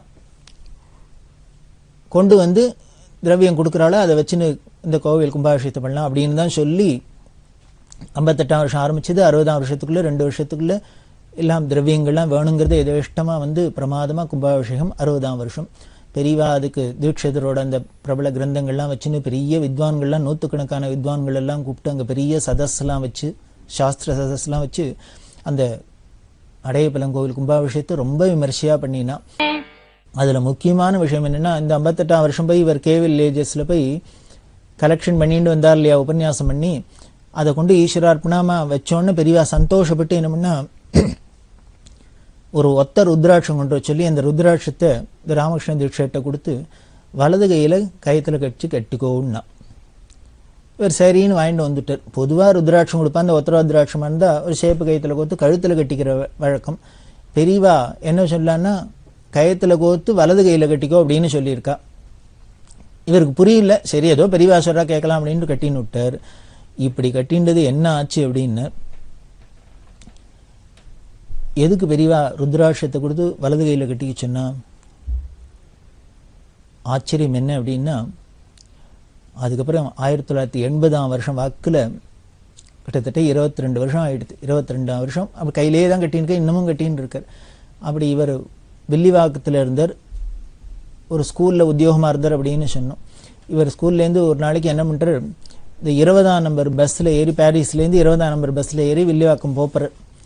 பஸ்ல ஏறி உட்கார்ந்துட்டார். ரொம்ப அசதியா இருந்தது. இந்த வலது கையை அப்படி இந்த ஜன்னல் அப்படி கையை வச்சுட்டு உட்கார்ந்துருக்கார். வண்டி போக கிளம்புறதே இவர் தூங்கி போயிட்டார். அந்த வண்டி எங்கேயோ நின்று இருக்கு போல இருக்கு, 4 கார்னர்ல சிக்னல். அப்ப என்ன ஆயிருக்கு, இந்த பக்கத்திலேருந்து வந்து ஒரு பெரிய லாரி கண்ட்ரோல் இல்லாத நேரம் இந்த பஸ்ல வந்து மோதி விடுத்து. எங்க மோதித்துன்னா, எந்த இடத்துல ராமகிருஷ்ண தீட்சை உட்காந்துக்கிறோம் அந்த ஸ்பாட்டுக்கு நேரம் வந்து மோதித்து. மோதினா அந்த கை இப்படி வெளியில வேற வச்சுட்டு இருக்கார், வலது கை. லாரி வந்து மோது பெரிய ஒரு ஆக்சிடென்ட் ஆகி இவருக்கு ஆஸ்பத்திரிக்கு போய் தான் நினைப்பே வந்தது. இவர் ஏதோ பஸ்ல உட்காந்து தூங்கினது தான் தெரியும். அதுக்கப்புறம் பார்த்தா ஆஸ்பத்திரியில கட்டோட படுத்துட்டு இருக்கார். அப்படி ஆயிடுத்து. ஆனா அந்த விபத்து நடந்ததுக்கு கையே போயிருக்கணும்.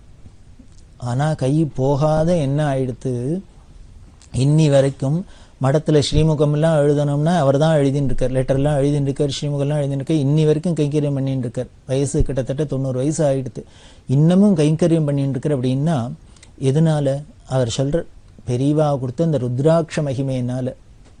அன்னைக்கு 58ஆம் வருஷம் என்ன பண்ணினா, ஒரு ருத்ராட்சத்தை கொடுத்து கயத்துல கோத்து வலது கையில கட்டிக்கோ அப்படின்னு பெரியவா சொன்னா, அன்னைக்கு புரியல எதுக்கு வலது கையில கட்டிக்க சொல்றா, ருத்ராட்சத்தை கழுத்துல போட்டுக்கூடாதா, ஏன் சொல்றான்னு நமக்கு புரியாத இருந்தது.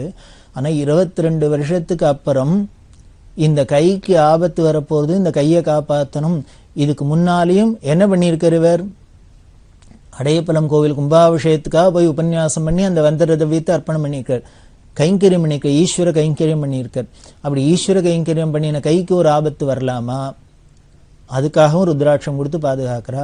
இன்னும் இந்த கைங்கரியத்தோட இல்லை, இன்னும் நிறைய நாள் கைங்கரியம் பண்ணணும் மடத்துக்கு அப்படிங்கிற ஒரு சங்கல்பமும் பெரியவாளுக்கு இருக்கிறதுனாலேயே இந்த கையை காப்பாத்திருக்கா. 22 வருஷத்துக்கு அப்புறம் இந்த கைக்கு ஒரு ஆபத்து வரப்போறதுங்கிறதுக்காக எவ்வளவு முன்னுக்கு முன்னதாவே பெரியவா நமக்கு அனுகிரகம் பண்ணி பிரசாதம் கொடுத்து நம்மளை காப்பாத்தின்னு இருக்கா. அப்படின்னா அந்த பெரியவாளோட கருணை என்ன சொல்றது, நாம் எதுக்கு அப்புறம் இப்படி ஒரு பெரியவா இருக்கிறதே, இப்படி ஒரு மகான் கிடைச்சிருக்கிறதே நாம் ஏன் கவலைப்படணும், வேற எங்க போகணும், எதை தேடணும், நமக்கே தெரியாது நமக்கு என்ன வரப்போறதுன்னு. ஆனால் பெரியவா திருக்கால ஞானியா இருக்கிறதுனால நம்மளோட பழவினைகள்லாம் போக்கி நமக்கு நல்லது பண்ணணும், நமக்கு அனுகிரகம் பண்ணணுங்கிறதுக்காகவே இப்படி பார்த்து தான் பண்ணிட்டு இருக்கா. அப்படிதான் இந்த அடையப்பலம் கும்பாபிஷேகம் ஆச்சு. அதுல இந்த ராமகிருஷ்ண தீட்சருக்கு இப்படி ஒரு அனுபவம். அப்படி பெரியவா யாத்திரை பண்ணிட்டு அந்த 1960ஆம் வருஷத்துல காமநாயகன் பாளையம் அப்படிங்கிற இடத்துல சாதுர்மாசியத்தை பண்ணினா. இந்த காமநாயகன் பாளையத்திலையும் ரொம்ப விமர்சையா நடந்தது. அந்த சாதுர்மாசியத்தை முடிச்சுட்டு 1960ஆம் வருஷம் ஏப்ரல் மாதம் 6ஆம் தேதி திருவானைக்காவில் அகிலாண்டேஸ்வரிக்கு கும்பாபிஷேகம். அந்த கும்பாபிஷேகத்துக்கு பெரியவா புதுப்பெரியவா 2 பேருமா வந்து அந்த 60ஆம் வருஷம் ரொம்ப விமர்சையா அகிலாண்டேஸ்வரி கும்பாபிஷேகத்தை முடிச்சுட்டு இந்த அகிலாண்டேஸ்வரி அந்த க்ஷேத்திர மகிமை மடத்துக்கும் அதுக்கும் உள்ள தொடர்பு, சங்கரருக்கும் இந்த மடத்துக்கும் உள்ள தொடர்பு, அந்த திருவானைக்காவலுக்கும் உள்ள தொடர்பு எல்லாத்தையும் முன்னமே பார்த்துட்டு இருக்கோம், பல சந்தர்ப்பங்களில் பார்த்துருக்கோம். அதனால இவ 2 காமகோடி பீடாதிபதிகளுமா இங்கே கும்பாபிஷேகத்தை பண்ணி வச்சுட்டும் 1961ஆம் வருஷம் பிப்ரவரி மாதம் கும்பகோணத்துக்கு விஜயம் பண்ணினா. இந்த கும்பகோணம் விஜயம் 61ஆம் வருஷத்துல புதுப்பிரிவா ஜெயேந்திர சரஸ்வதி சுவாமிகள் ஆசிரமம் வாங்கிட்டு பீடாதிபதிகளா வந்ததுக்கு அப்புறம் முதல்ல கும்பகோணத்துக்கு முதல் முறையா விஜயம் பண்றா. முன்னமே பார்த்தோம் 18ஆம் நூற்றாண்டுலேருந்து இந்த காமகோடி பீடத்தோட தலைமையகமா இந்த கும்பகோணம் ஏங்கிட்டு வந்தது. ஒரு ராஜதானியா இருந்ததுனால மடத்துக்கும் இந்த காமகோடி பீடத்துக்கும் கும்பகோணத்துக்கும் ஒரு நெருங்கிய தொடர்பு உண்டு. அப்பேற்பட்ட இடத்துக்கு முதல்ல பெரியவாளோட வாரிசான ஜெயேந்திர சரஸ்வதி சுவாமிகள் முதல்ல வந்தா. ரொம்ப விமர்சையா அங்க பட்ன பிரவேசம்லாம் நடந்தது. புதுப்பெரிவாளை யானை மேல உட்காத்தி வச்சு பெரியவாளுக்கு புஷ்ப பல்லாக்கு இதெல்லாம் பண்ணி ரொம்ப விமர்சையா நடந்தது. அதுக்கப்புறம் அங்கேருந்து புதுக்கோட்டை வழியால இளையாத்தங்குடிக்கு போனா. அந்த இளையாத்தங்குடியில போய் பெரியவா 2 வருஷம் போல தங்கியிருந்தா. புதுப்பெரியவா பட்டத்துக்கு வந்ததுக்கு அப்புறம் 1961ஆம் வருஷம் 62ஆம் வருஷம் 2 வருஷமும் இளையாத்தங்குடியிலேயே பெரியவா இருந்தா. இந்த இளையாத்தங்குடியில் இருக்கிறதே ரொம்ப ஆச்சரியம். புதுப்பெரியவா என்ன பண்ணுவான்னா பெரியவா பூஜை பண்ணுவா, சந்திரமௌலீஸ்வரர் பூஜை பண்ணுவா. சந்திரமௌலீஸ்வரர் பூஜை பண்ணி பூஜை கட்டில் கைங்கரியம் பண்றதுக்கு, சந்தனம் அரைக்கிறதுக்கு, தீர்த்தம் கொண்டு வைக்கிறதுக்கு, புஷ்பம் எடுத்து வைக்கிறதுக்கு, தூப தீபங்கள்லாம் எடுத்து கொடுக்கறதுக்கு, ஏற்றி கொடுக்கறதுக்கு இதெல்லாம் எல்லாரும் ஆள்லாம் மனுஷாள்லாம் இருக்கா, அவள்லாம் தான் கைங்கரியம் பண்ணுவா. ஆனால் அந்த இளையாத்தங்குடியில் இருக்கிறது புதுப்பெரிவா தன்னோட குருவுக்கு தானே எல்லா கைங்கரியம் பண்ணா. பார்த்தவாள்லாம் சொல்லுவா, ஒரு கையில தண்டத்தையும் அடிக்கிண்டு இவா தீபாரதனை ஏற்றி கொடுக்கறதும், இனிமே அதை எடுத்து வைக்கிறதும், இதை எடுத்து வைக்கிறதும், இவா பண்ற காரியத்தை பார்த்தா சுருன்னு தேனி மாதிரி ஆச்சரியமா இருக்கும். அதை எதை காமிக்கணும்னா அந்த அவ பண்ற கைங்கரியத்தை பார்த்தாலே அந்த என்ன ஒரு உற்சாகம், ஆர்வம், அந்த பக்தி அப்படிங்கிறத காமிக்கும். அப்படி புதுப்பிரியா சிஷ்யர் கைங்கரியம் பண்ண இங்க குரு 2 வருஷமா அங்க இருந்துன்னு இளையாத்தங்குடியில பூஜையெல்லாம் பண்ணிட்டு அவளுக்கு புதுப்பிரிவாளுக்கு பாடங்கள்லாம் நடந்தது. அதுக்காக தான் வித்யாபியாசத்துக்காக கொண்டு வச்சிருந்தா. அப்படி அந்த இளையாத்தங்குடியில் இருக்கிறது ஏன்னா பெரியவாளோட பரமேஷ்டி குரு 65 பெரியவாளோட சமாதி இருக்கிற ஸ்தலம். அங்க 2 பெரியவாளுமா வாசம் பண்ணிட்டு இருக்கா. அங்கேயும் பல அபூர்வமான நிகழ்ச்சிகள்லாம் நடந்தது. அதையும் நாம தொடர்ந்து பார்க்கிறோம். பெரியவா சரணம். இந்நிகழ்ச்சியின் அடுத்த பகுதி நாளை மாலை இதே நேரத்தில் ஒளிபரப்பாகும். பெரியவா சரணம். பெரியவா சரணம். அடுத்த நிகழ்ச்சி திருவாசக இன்னிசை.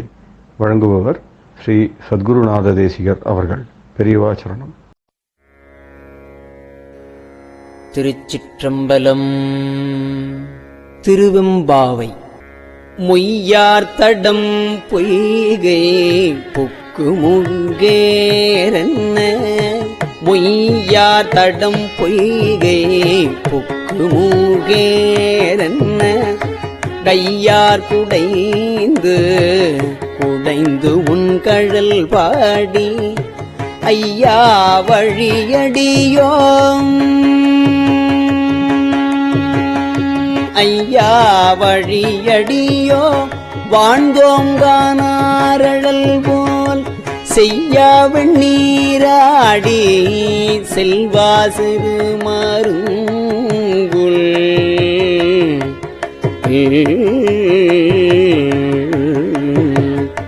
மையார் தடங்கள் மடந்தை மணவாளா ஐயானி ஆட்கொண்டு அருளும் விளையாட்டின் உய்வார்கள் உய்யும்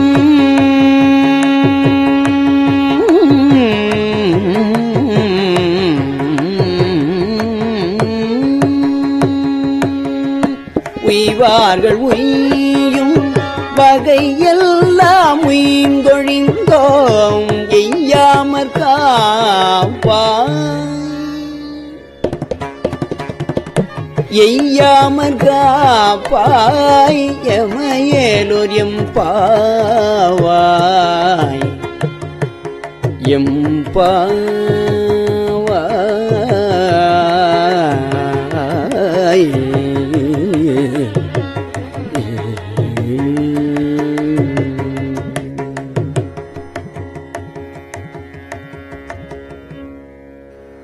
ஆர்த்த பிறவி துயர்கட நாம் ஆத்தாடும் தீர்த்தனத்தில்லை சிற்றம்பலத்தே தீயாடும்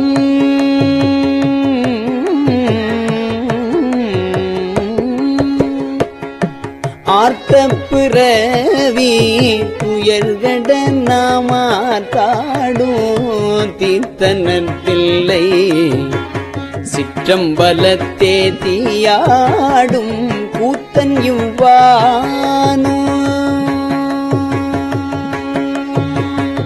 கூத்தன் இவ்வானும் குவலயமும் எல்லோமும் காத்தும் படைத்தும் கரந்தும் விளையாடி காத்தும் படைத்தும் கரந்தும் விளையாடி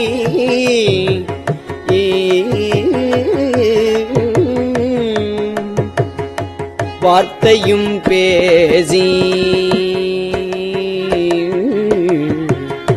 வார்த்தையும் பேசி பழை சிலம்ப வார்கலைகள் ஆர்ப்பரவம் செய்ய அணிகுழல் மேல் வண்டார்ப்ப புத்திகழும் பொய்கை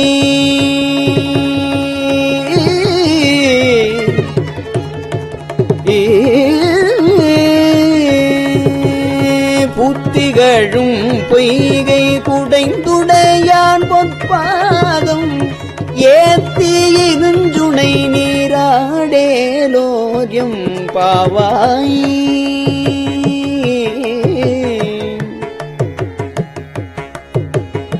புத்திகழும் பொய்கை குடைந்துடையான் பொற்பாதம் ஏத்தி இருந்துணை நீராடேலோரியம் பாவாய்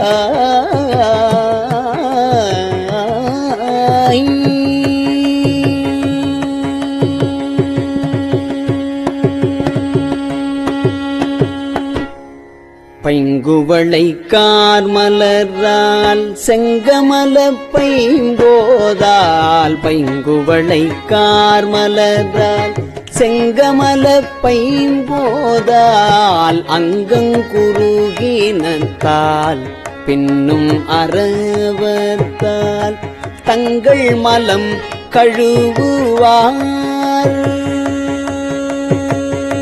தங்கள் மலங் கழுவுவார் வந்து சார்தலினால் எங்கள் பிராட்டியும் எங்கோனும் போன்றிசைந்த பொங்கு மடுவில் புகப் பாய்ந்து பாய்ந்து நம் சங்கம் சிலம்ப சிலம்பு கலந்தார்ப்ப கொங்கைகள் பொங்க குடையும் புனல் பொங்க கொங்கைகள் பொங்க குடையும் புனல் பொங்க பங்கைய பூம்புனல் பாய்ந்து பங்கைய பூம்புனல் பாய்ந்து ஆடேலோர் எம்பாவாய்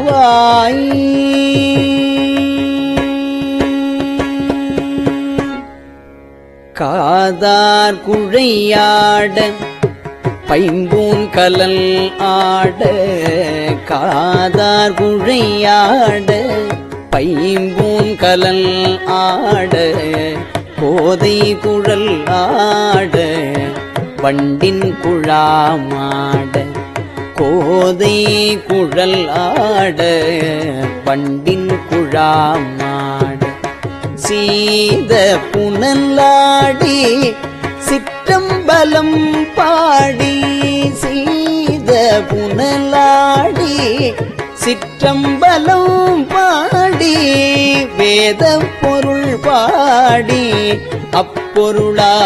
அப்பொருளாமாபாடி சோதி திறம் பாடி சூழ்குன்றை தார்பாடி ஆதி தீரம் பாடி அந்த மாமா பாடி பேதித்து நம்மை வளர்த்தெடுத்த பெய்வளை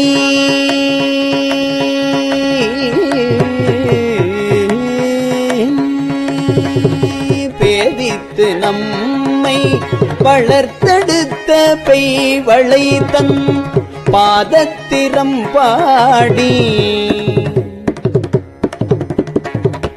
பாதத்திரம் பாடி ஆடேலொரும் பாவாய்.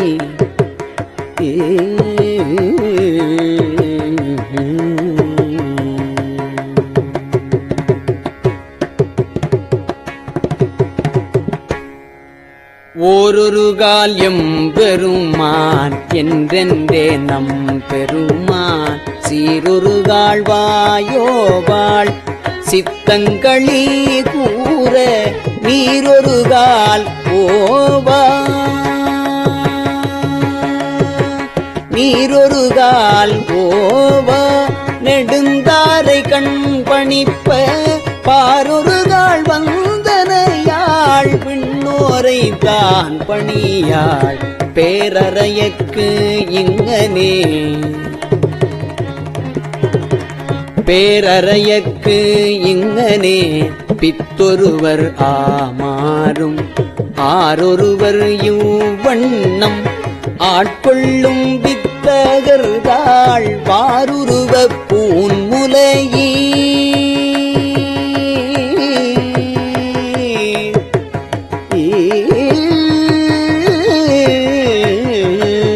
வாருருவ பூன்முலையே வாயார நாம் பாடி ஏருருவ பூம்புனல் பாய்ந்து ஏருருவ பூம்புனல் பாய்ந்து ஆடேலொரு எம்பாவாய்.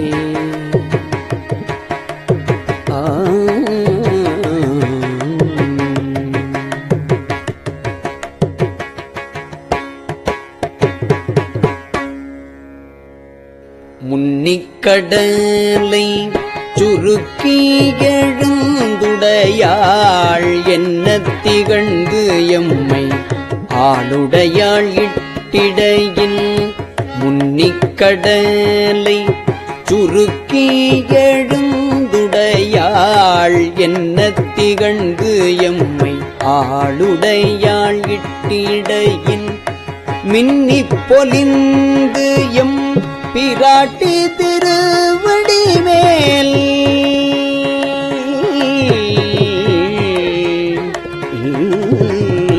மின்னிப் பொலிந்து எம் பிராட்டி திருவடி மேல் பொன்னம் சிலம்பி சிலம்பி திருப்பூருவம் என்ன சிலை குலவி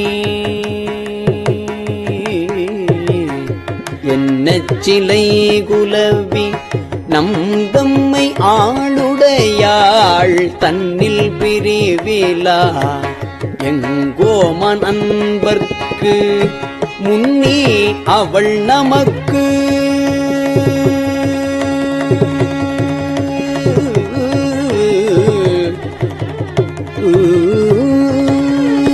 முன்னி அவள் நமக்கு முன் சுரக்கும் இல்லருளே என்ன பொழியாய் மழையேலோ என்ன பொழியாய் மழையேலோர் எம்பாவாய்.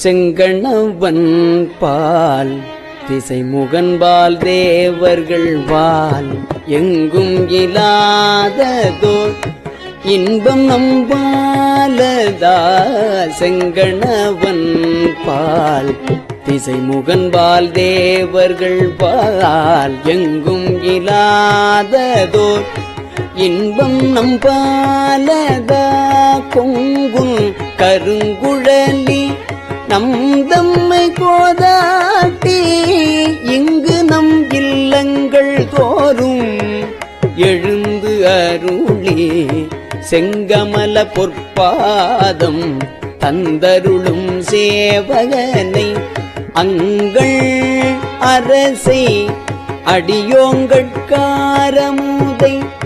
நங்கள் பெருமானை பாடி நலம் திகழ நங்கள் பெருமானை பாடி நலம் திகழ பங்கைய பூம்புனல் பாய்ந்து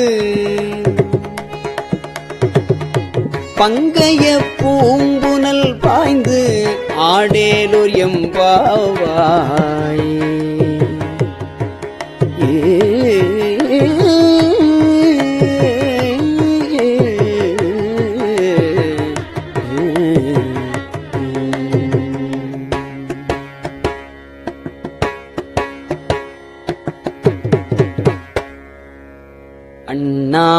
அண்ணாமலையான் அடிக்கமலம் சென்று இறைஞ்சும்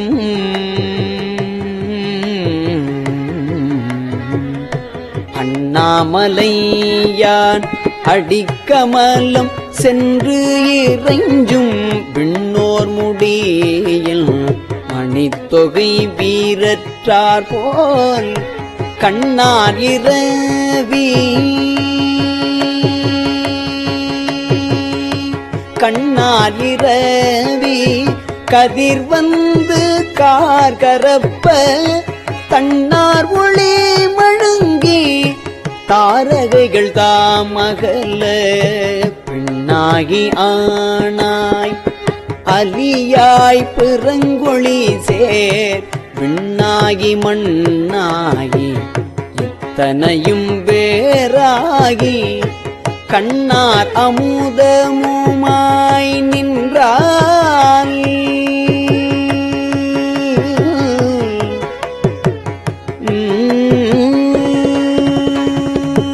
கண்ணார் அமுதமுமாய் நின்றால் கடல் பாடி பெண்ணே பூம்புனல் பாய்ந்து பெண்ணே பூம்புனல் பாய்ந்து ஆடேலோர் எம்பாவாய்.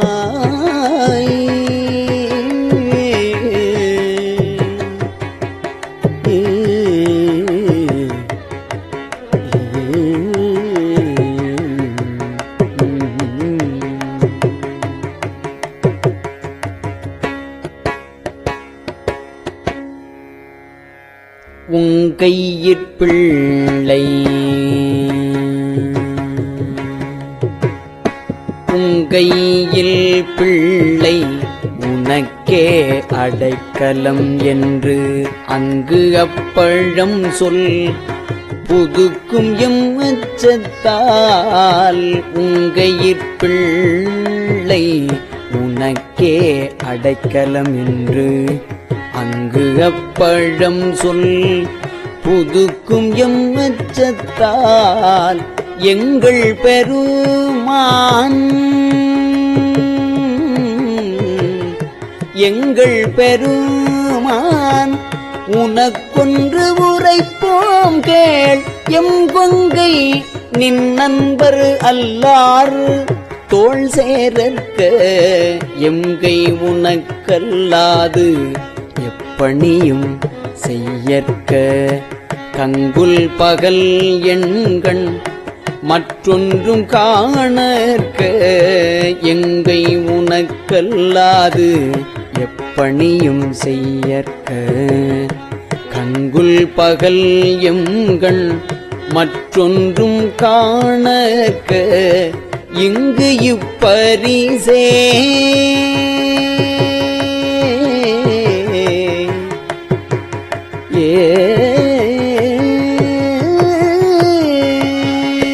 இங்கு இப்பரிசே எமக்கெங்கோ நல்குதியேல் எங்களிலன் ஞாயிறு எமக்கேலோர் எம்பாவாய். இங்கு இப்பரிசே எமக்கெங்கோ நல்குதியேல் எங்களிலன் ஞாயிறு எமக்கேலோர் எம் பாவாய்.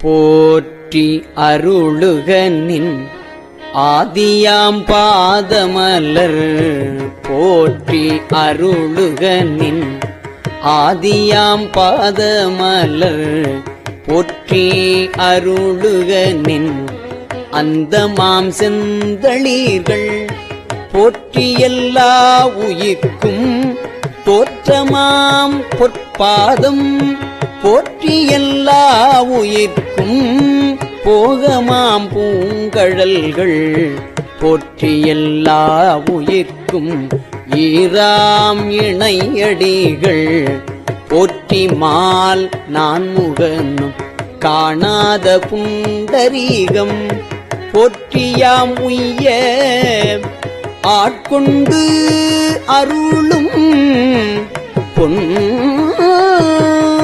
மலர்கள்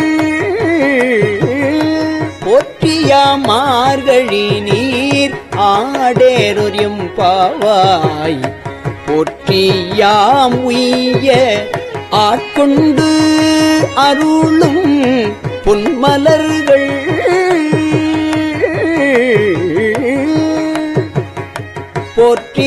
போற்றியாம் மார்கழி நீர்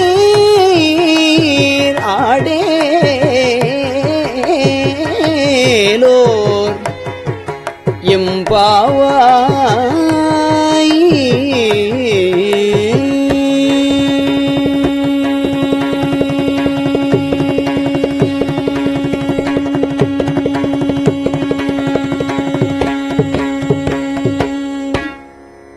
திருச்சிற்றம்பலம். பெரியவா சரணம். இந்நிகழ்ச்சியின் அடுத்த பகுதி நாளை மாலை இதே நேரத்தில் ஒளிபரப்பாகும். பெரியவா சரணம். பெரியவா சரணம். பெரியவா வானொலியின் இன்றைய நிகழ்ச்சிகளின் நிறைவாக திருப்பொன்னூசல் வழங்குபவர் சத்குருநாத தேசிகர் அவர்கள். பெரியவா சரணம். திருச்சிற்றம்பலம். திருப்பொன்னூசல். மாதாடு பாகத்தன் உத்தரகோசமங்கை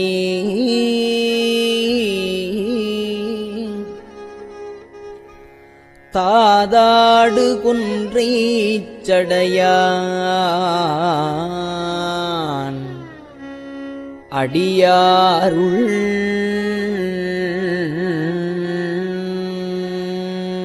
கோதாட்டி நாயேனை ஆட்கொண்டு என் தொல்பிறவி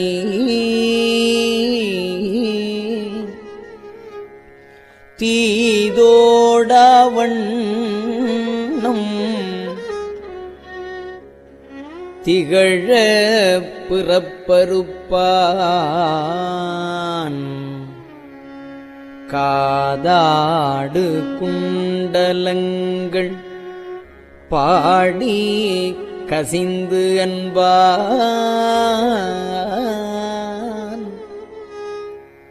போதாடு பூன்முலையே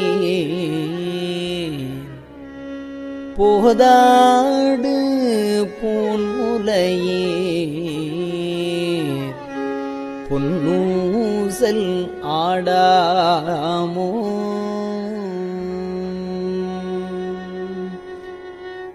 திருச்சிற்றம்பலம்.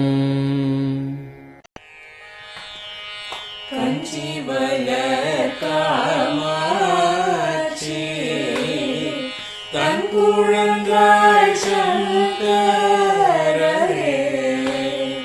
கஞ்சி வளர் காமாட்சி தன் குழந்தாய் சங்கரரே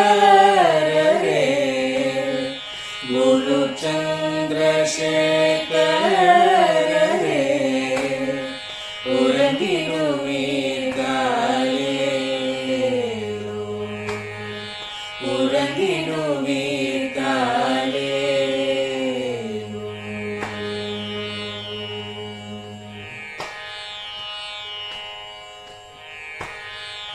ஆதிகுரு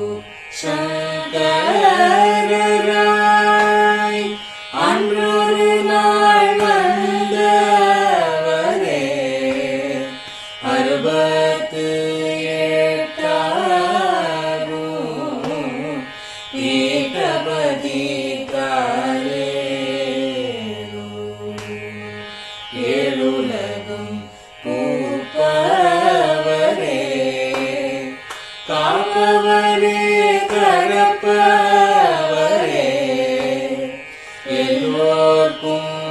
அருள்பவரே உறங்கிடுவீத்தாயே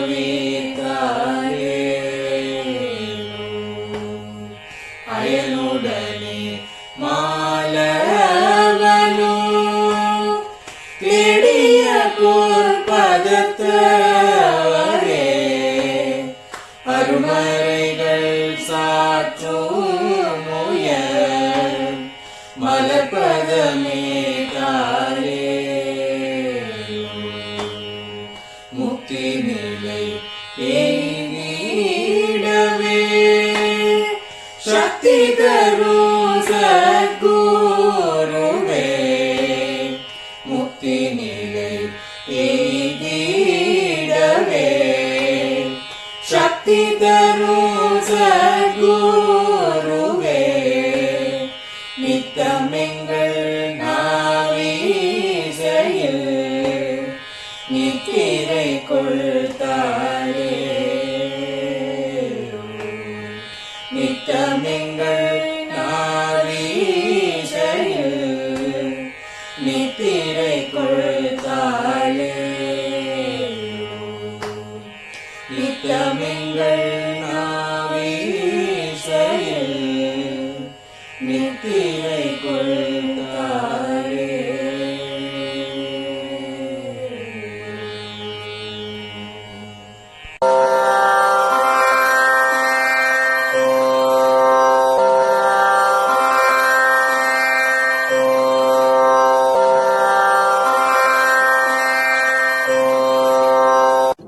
பெரியவா சரணம். பெரியவா வானொலியின் மாலை நிகழ்ச்சிகள் இத்துடன் நிறைவடைகின்றன. எமது அடுத்த ஒளிபரப்பு நாளை காலை இந்திய நேரப்படி 6 மணிக்கு துவங்கும். பெரியவா சரணம்.